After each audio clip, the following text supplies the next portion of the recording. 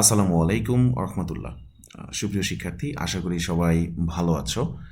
আজকের topic basic English class 2, যেখানে আমি সাবজেক্ট কীভাবে চিনতে হয় সেটা আমি ইন ডিটেল দেখাবো। ভিডিওটা কিছুটা লম্বা হতেও পারে, আশা করি সবাই মনোযোগ দিয়ে ধৈর্য সহকারে দেখবে। তো এখানে সাবজেক্ট ও ভার্বস চেনার উপায়, আজকে আমরা মূলত সাবজেক্টকেই ফোকাস করার চেষ্টা করব, সাবজেক্টকে যত সহজভাবে শেখানো যায়। দেখো, এখানে লেখা আছে সাবজেক্টকে চিনতে যা দরকার। সাবজেক্ট চিনতে সাধারণত আমরা একটি ইংরেজি বাক্যে যে কোনো অক্সিলারিস এর আগে থাকে, অর্থাৎ সাবজেক্ট যে কোনো অক্সিলারিস এর আগে থাকে। আমরা অক্সিলারিস জানি, সাধারণত am, is, are, was, were, have, has, had. তারপর মোডাল অক্সিলারি যদি থাকে, can, could, may, might, shall, should, would, could ইত্যাদিগুলোর আগে যাই বসবে এগুলো সবগুলোই হচ্ছে নর্মালি সাবজেক্ট। একটা বাক্য দেখো, হি ইজ অথবা he was, he has, he will, he ought to যা modal, he must, he would, it means ইত্যাদি অক্সিলারিসের আগে এই হিটা সাবজেক্ট। এটা নর্মাল। আমরা জানি ইংরেজিতে আই, উই, দে, ইউ ইত্যাদি খুবই নর্মাল সাবজেক্টস এবং এগুলো যে কোনো স্টুডেন্টই চিনে থাকে। বাট এর বাইরে যদি কখনো একটু ব্যতিক্রম বা কঠিন কিছু আসে, সেগুলোকে ইজিলি চেনা যায়। দেখো, the committees decisions from the very beginning, খেয়াল করো, the committees decisions from the very beginning, যদিও এই অংশটা সাবজেক্ট নয়, বাট স্টিল যেহেতু অক্সিলারির আগে এই অংশটা এসেছে, দ্য কমিটিস ডিসিশনস, এই অংশটা are, were, will, have, could, can, dot dot dot, অর্থাৎ এখানে এটা বোঝাচ্ছে এই ইত্যাদি অক্সিলারিসের আগে আমরা এই অংশটাকে সাবজেক্ট হিসেবে ধরতে পারি। তার মানে আমরা যদি ইজিলি স্ট্রং ভার্বগুলো চিনতে পারি তাহলে সাবজেক্ট চেনা খুব ইজি। একটা হলো। এবার আসো নাম্বার 2, সাবজেক্ট চেনার আরেকটা উপায় হচ্ছে যে কোনো স্ট্রং ভার্বসের আগে সাবজেক্ট বসে। এখন কোশ্চেন হচ্ছে স্ট্রং ভার্বসটা কি? স্ট্রং ভার্ব হচ্ছে যে সকল ভার্বসের পাস্ট এবং ফার্স্ট পার্টিসিপল এর ব্যাপক পরিবর্তন ঘটে, অর্থাৎ ভাওয়েলের পরিবর্তন ঘটে এর ভিতরে, পাস্ট এবং পাস্ট পার্টিসিপলে। এবং খেয়াল করো, ওই সকল শব্দের বা ভার্বের সাথে ডি বা ইডি শেষে যুক্ত হয় না, সেগুলোই হচ্ছে strong verbs.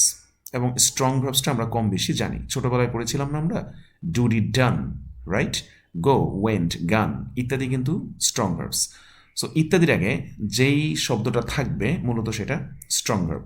The man stands there for nothing, খেয়াল করো এখানে স্ট্যান্ড একটা স্ট্রং ভার্ব এবং এখানে দ্য ম্যান আছে। আমরা জানি স্ট্যান্ডকে পাস্ট পার্টিসিপল করতে চাইলে স্টুড বা স্টুড, স্ট্যান্ড, স্টুড, স্টুড এগুলো হয়।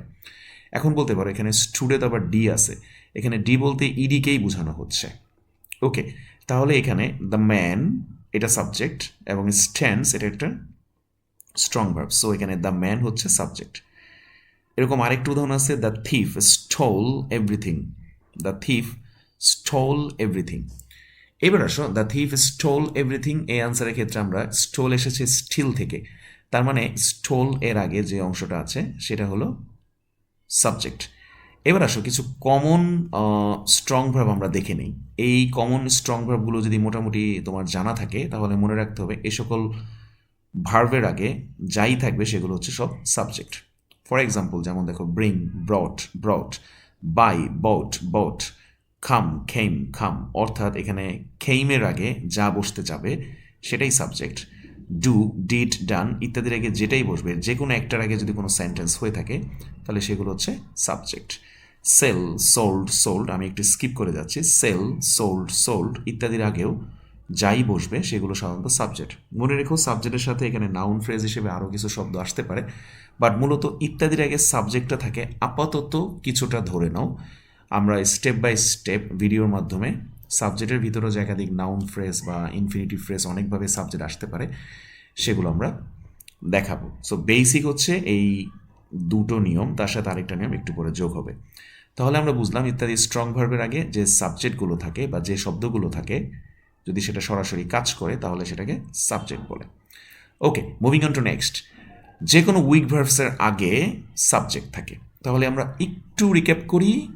প্রথম দেখলাম সাবজেক্ট চিনতে যা যা দরকার, একটা হচ্ছে অক্সিলারিসের আগে থাকবে, স্ট্রং ভার্বের আগে সাধারণত সাবজেক্ট থাকে। এছাড়াও আমরা দেখছি উইক ভার্বসের আগেও কিন্তু সাবজেক্ট থাকে এবং উইক ভার্বসগুলো কি খুব ইজি আমরা জানি যে উইক ভার্বসে সাধারণত ফার্স্ট এবং ফার্স্ট পার্টিসিপলের আগে ইডি যুক্ত হয় ইট মিনস উইক ভার্বস চেনা খুব সহজ আমরা ইডি বা ইডি থাকলে যে কোনো শব্দে যদি সেটা ফার্স্টে থাকে বা ফার্স্ট পার্টিসিপলে থাকে সাধারণত তার আগে সাবজেক্ট হবে তবে একটা কথা আছে এখানে একটা বিষয় শেয়ার করা উচিত সেটা হচ্ছে ইডি মানেই হচ্ছে সেটা সবসময় ভার্ব হয় তা না ইডি হলে অন্য কিছু হতে পারে অন্য কি হবে সেটা আমরা অন্যান্য ভিডিওতে ইনশাল্লাহ আস্তে আস্তে দেখাবো এবার আসো তাহলে যদি উইক ভার্বস প্রেজেন্টে থাকে সেটা আমরা কীভাবে চিনব হ্যাঁ প্রেজেন্টে আমরা দুইভাবে চিনতে পারি প্রেজেন্টে একটা হচ্ছে যে কোনো উইক ভার্বসের সাফিক্স এবং প্রেফিক্সটা জানা জরুরি আমরা সে সকল ভার্ব কীভাবে আগে এবং পরে কিছু শব্দ যোগ করে ভার্ব হতে পারে সেটা যদি আমরা জানি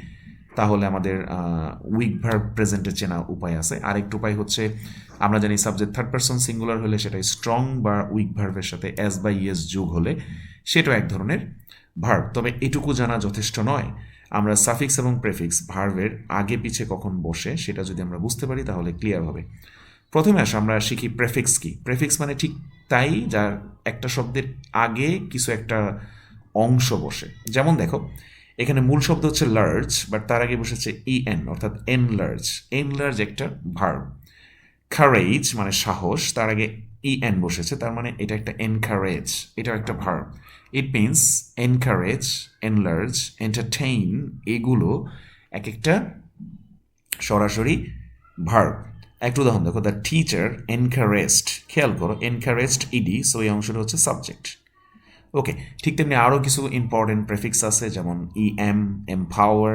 এমফ্যাসিস আর আছে যেমন রিডু রিরাইট রিটার্ন ডিস আছে ডিস দিয়ে বোঝাচ্ছে হচ্ছে ডিসলাইক ডিসঅ্যাগ্রি ডিসঅ্যাপিয়ার ইত্যাদি দিয়ে সাধারণত সাবজেক্ট ব্যবহার হতে পারে তার মানে হচ্ছে আমরা এখানে ডিস দিয়ে যে শব্দগুলো পাবো সেগুলো মোস্টলি হচ্ছে ভার্ব ওকে এমআইএস দিয়ে মিস যেটা আসতেছে মিসআন্ডারস্ট্যান্ড মিসলিড মিসবিহেভ ইত্যাদি ইউএন দিয়ে যেটা বোঝাচ্ছে আনলক আনটাই আনফোল্ড ওকে ইত্যাদিগুলো সাধারণত সাবজেক্ট হিসেবে ব্যবহার হয় তোমরা একটু আস্তে আস্তে করে দেখে এবং পড়ে নিবা ভিডিও শর্ট করার সাপেক্ষে আমি সামনের দিকে এগিয়ে যাচ্ছি এবার আসো সাফিক্স অর্থাৎ শব্দের শেষে যা যা বসতে পারে মোস্ট ইম্পর্টেন্ট অনেক বেশি আসে এটা যেমন শব্দের শেষ হতে পারে ইএন যেমন শর্টেন যেমন ISE IZE রিয়ালাইজ মেমোরাইজ খুব বেশি আসে এগুলো IFI যেমন beautify clarify ATE create celebrate ইত্যাদি WO দিয়ে আসতে পারে গ্রো শো ফলো ইত্যাদির মাধ্যমে আমরা বুঝতে পারবো যে পরবর্তীতে সাবজেক্ট থাকে যাই হোক মুভিং অন টু নেক্সট আমরা এবার একটু দেখে নিই এরকম আরও অনেক সাফিক্স আছে এবার আমরা এই প্যাসেজটা একটু সলভ করার চেষ্টা করি যার মধ্যে আমরা ধরতে পারবো যে এটা আসলে কিভাবে করে আমরা সাবজেক্টকে আলাদা করতে পারি একটা সেন্টেন্সে চলো শুরু করি মনে আছে তো তিনটা বিষয় কি কি একটা হচ্ছে অক্সিলারিসের আগে স্ট্রং ভার্বের আগে এবং হচ্ছে যে কোনো উইক ভার্বের আগে সাবজেক্ট থাকে এই প্যাসেজটি HSC first paper English for today থেকে নেওয়া হয়েছে চলো এখান থেকে দেখি কীভাবে সাবজেক্ট খুঁজে বের করা যায় খেয়াল করে লেখা আছে ড্রিমস হ্যাভ আমরা খুব দ্রুত স্কিম করার চেষ্টা করব ড্রিমস হ্যাভ যেখানে কিন্তু হ্যাভ আছে হ্যাভ কিন্তু একটা অক্সিলারি ইট মিনস আমরা যদি হ্যাভকে ধরি তাহলে এটা কিন্তু অলরেডি একটা অক্সিলারি তো অক্সিলারি আগে এই অংশটা হচ্ছে সাবজেক্ট আশা করি এটা বুঝেছ okay moving on to next only recently have এই হ্যাভটা আবার দেখো এই হ্যাভের আগে তাই বলে যে এখানে সাবজেক্ট থাকছে ব্যাপারটা তা না এখানে কিন্তু এই হ্যাভ হচ্ছে সরাসরি এই ড্রিমসকেই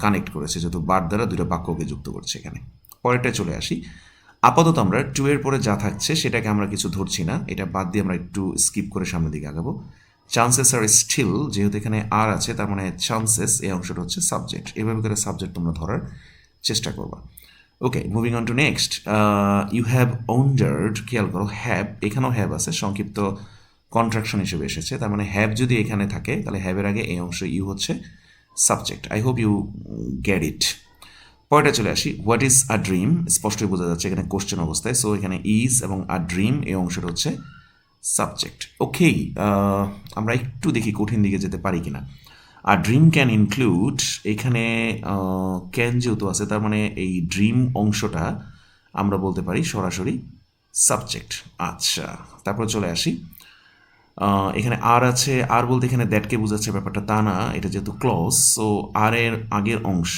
অর্থাৎ thoughts images the images thoughts and emotions, এইগুলো হচ্ছে সাবজেক্ট। এটা ক্লজ আকারে এসেছে, তাই এই অংশটাকে আমরা ধরছি। এটাকে আমরা আরও ডিটেলস পড়াশোনা করবো ইনশাল্লাহ, আপাতত খালি বুঝে নাও অক্সিলারি আগে এই অংশটা হচ্ছে সাবজেক্ট। ওকে, সেম জিনিস ক্যান আছে, সো ড্রিমস এখানে তাই থাকবে। সামনের দিকে চলে যাই, একটু বলে রাখি এখানে ফিল্ড উইথ জয়ফুল, ইডি মানেই আমি বলেছিলাম যে ইডি মানেই কিন্তু ভার্ব না, তার মানে ভার্বের আগের অংশ কিন্তু সাবজেক্ট না। ইডি মানে কিন্তু পার্টিসিপল হতে পারে, সেটা আরও ডিটেলস আমরা ইন দ্য নেক্সট ভিডিও ইনশাল্লাহ আমরা পড়বো। এখানে আসো ওয়াই ডু ইউ ড্রিম, মনে রাখবা ডু একটা অক্সিলারি এখানে, তো এখানে ডু এর ক্ষেত্রে আমরা বলতে পারি উই একটা সাবজেক্ট। ওকে, এরপরে আর কি আছে, well many theories have been, same have আছে, সো এই অংশটা আমরা ধরে নেব সাবজেক্ট হিসেবে কাজ করছে। উই স্পেন্ড, খেয়াল করে স্পেন্ড একটা স্ট্রং ভার্ব, বিকজ এরপরে হচ্ছে সাধারণত টি হয়, স্পেন্ড স্পেন্ড, সো স্পেন্ডের এই আগের অংশ সাবজেক্ট, উই হিসেবে আমরা এটা সাবজেক্ট। ওকে, আমরা আর একটু আগাই দেখি, সাম রিসার্চেস সাজেস্ট, আমরা জানি যে সাধারণত টি আছে যেহেতু এখানে, তার মানে এই অংশটা আমরা 100% সাবজেক্ট হিসেবে ধরতে পারি, তার আগের অংশ, কারণ ওই অংশ ভার্ব, অর্থাৎ সাম রিসার্চেস সাবজেক্ট হবে, যেখানে সাজেস্ট হচ্ছে ভার্ব। আর কিছু আছে কিনা, হ্যাঁ, ড্রিমস সার্ভ, এই সার্ভ ভিই বা ই লাস্টে থাকলে সেটাও ভার্ব, তার মানে এটা যেহেতু ভার্ব, তার মানে এই অংশ হচ্ছে সাবজেক্ট। আই হোপ মোটামুটি সাবজেক্টটা ধরতে পেরেছ। এটা একটা B1 লেভেলের প্যাসেজ। এভাবে করে তুমি যদি রেগুলার ভিত্তিতে কোনো একটা প্যাসেজ পড়াশোনা করো, সেগুলো আন্ডারলাইন করে যদি রেগুলার প্র্যাকটিস করতে থাকো, তাহলে একদিন দেখবে যে সাবজেক্ট তোমার জন্য খুবই ইজি। ইনফ্যাক্ট এর মাধ্যমে আরেকটা সুবিধা আছে, সাথে সাথে তুমি ভার্বকেও চিনতে পারবা। সো আজকে এই পর্যন্ত, ইনশাল্লাহ ক্লাস 3তে আমরা অন্য কোনো বেসিক গ্রামার নিয়ে আসবো। সবাই ভালো থাকো, আসসালামু আলাইকুম আ রহমতুল্লাহ।